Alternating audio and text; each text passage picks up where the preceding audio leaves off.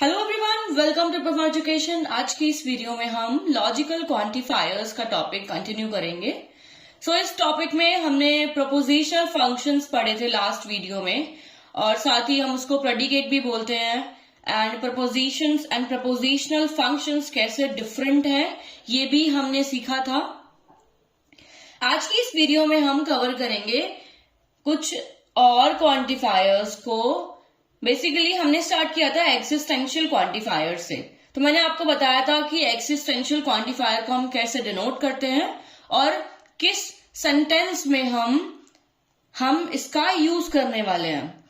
तो अभी जैसे ये एक इंग्लिश सेंटेंस हमारे पास गिवन है, there is at least one child in the class. ये एक सेंटेंस हमें गिवन है, हमें इसे मैथमेटिकली फॉर्म में लिखना है, लॉजिकली रिप्रेजेंट करना है। उस रिप्रेजेंटेशन में हम इस क्वांटिफायर का यूज करेंगे। इस क्वांटिफायर का यूज हम क्यों करने वाले हैं, मैंने आपको बताया था कि यहां पर देयर एग्जिस्ट का मतलब होता है एग्जिस्टेंशियल क्वांटिफायर। मतलब इस सिंबल का मतलब है देयर एग्जिस्ट, मतलब there is a possibility for a x, I mean for any value, कि एक पॉसिबिलिटी है किसी सेट में एक वैल्यू की होने की या किसी एक्स के होने की। तो यहां पर जैसे there is at least one child in the class, इसको हम लॉजिकली रिप्रेजेंट करने वाले हैं, जिसमें हम यूज करने वाले हैं इस सिंबल का। यहां पर हमें क्लियरली लास्ट टाइम से एंड अभी भी आइडिया हो रहा है कि हम क्यों इस सिंबल का यूज करेंगे यहां पे। ठीक है, तो हम इसको लॉजिकली रिप्रेजेंट करते हैं। अब वो एग्जाम्पल मैंने यहाँ पे लिख लिया है, एग्जाम्पल को मैंने डिनोट किया है px से। px is a propositional function which is there is at least one child in the class. अब यहाँ पर एक चाइल्ड तो है क्लास के अंदर, तो हम यहाँ पर कह रहे हैं px, मतलब हम यहाँ पर सबसे पहले तो कह रहे हैं, रफली मैं यहाँ पे लिख रही हूं अभी, x को हम डिनोट करेंगे एक चाइल्ड से, चाइल्ड के लिए हम डिनोट करेंगे x को। साथ ही यहां पर उस क्लास के अंदर बहुत सारे चिल्ड्रन हो सकते हैं या एक चिल्ड्रन हो सकता है। तो एक चिल्ड्रन किन में से होगा, सारे चिल्ड्रन में से, जो सेट ऑफ चिल्ड्रन है उनमें से एक चिल्ड्रन कोई भी हो सकता है क्लास के अंदर। सेट ऑफ चिल्ड्रन को हम यूनियन से डिनोट करेंगे, जो कि हो गया सेट ऑफ चिल्ड्रन। देन अब शॉर्ट में मैं इस फंक्शन को लिख रही हूं कि मेरा फंक्शन क्या है। बेसिकली मेरा फंक्शन है x in the class,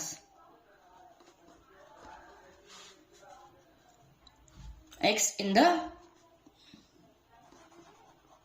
class. ठीक है, देयर इज और देयर एग्जिस्ट और देयर एटलीस्ट वन को हम डिनोट करते हैं इस तरीके से, हमने ये देख लिया था। साथ ही अब वो जो किसकी एग्जिस्टेंस की बात हो रही है यहाँ पे, हमने उसको माना है एक्स की।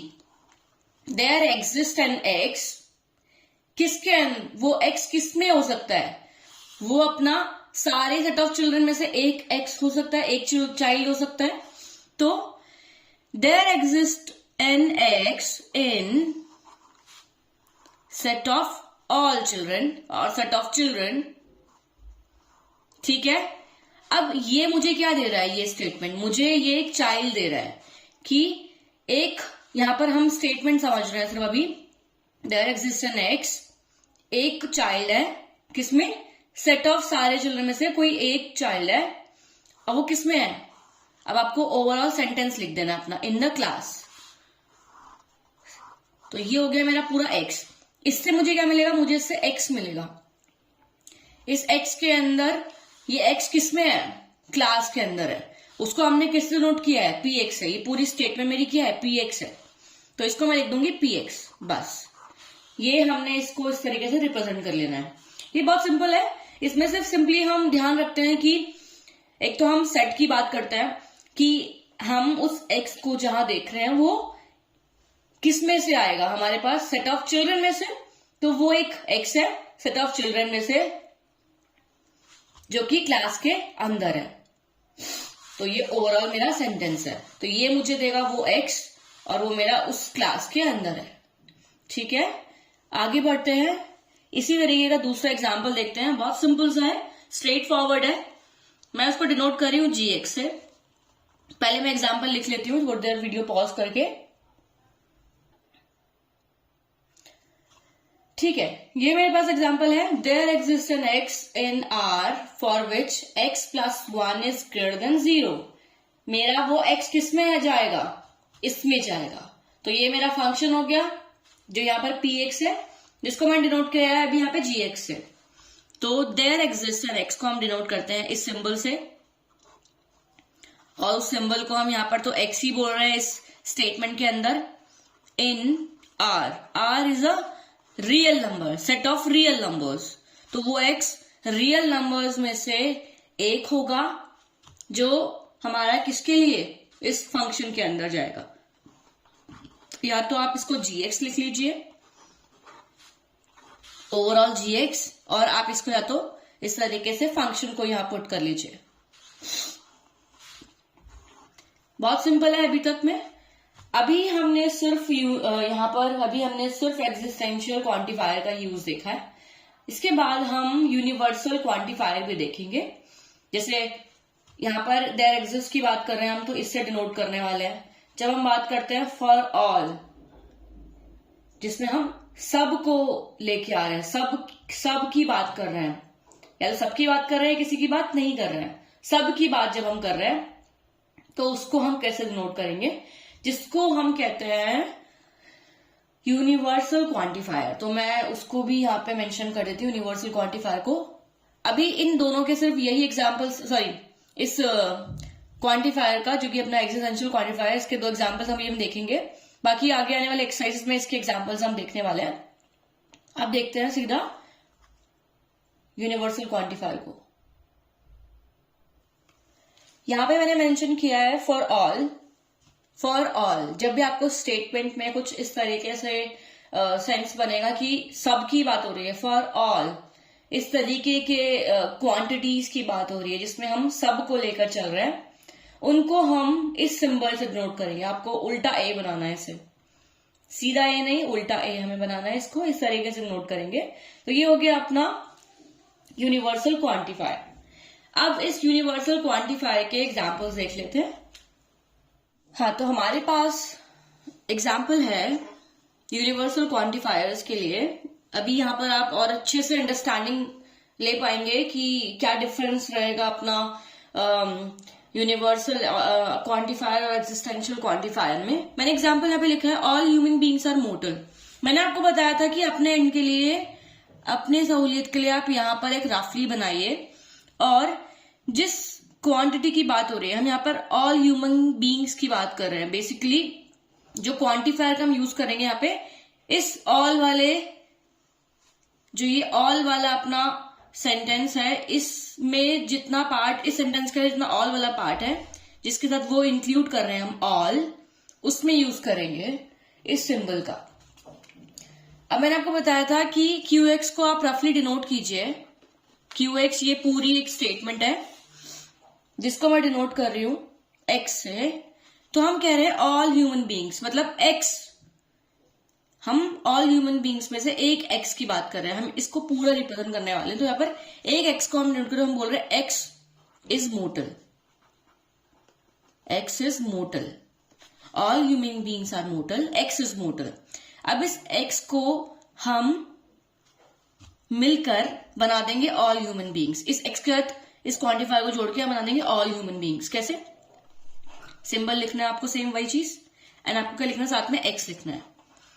All X, all human beings. All human beings मतलब एक ह्यूमन बींग, किसमें, हमारा सेट क्या है यहाँ पे, ऑल ह्यूमन बींग्स, तभी जाके वो ऑल ह्यूमन बींग्स बनेगा।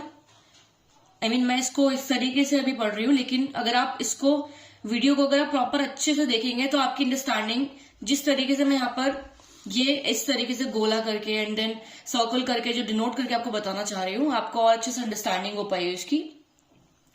ऑल ह्यूमन बींग्स मतलब अभी मैंने नोट किया यूनिवर्सल क्वांटिफायर से एक X, अब ऑल ह्यूमन बींग्स हम कैसे बनाएंगे? अभी तो एक्स तो सिर्फ एक ही ह्यूमन बींग हुआ, सिर्फ एक एक्स।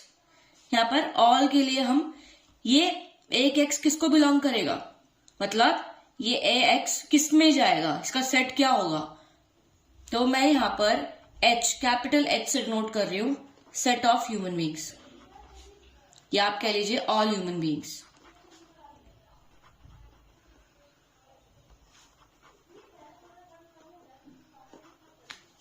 तो मेरा इन एच ऐसे लिखा जाएगा ये पार्ट। एंड मैंने आपको बताया था जो आपकी प्रपोजिशन है जिससे आपको डिनोट किया है उसको लिख दीजिए आप यहाँ पे। तो इस तरीके से हमें डिनोट कर लिया इस स्टेटमेंट को। अब इस इन को आप कुछ इस तरीके से भी लिख सकते हैं, belongs to H, mean this x belongs to H, and then वही सेम प्रपोजिशन। अच्छा, ये सिर्फ इसके लिए ही नहीं है, जहां जहां हम प्रयोग कर रहे थे अभी तक इनका, जैसे कि ये बिलोंग्स टू आर, कि ये एक्स बिलोंग करता है आर को, किसमें, किसके लिए, फॉर विच, इसके लिए।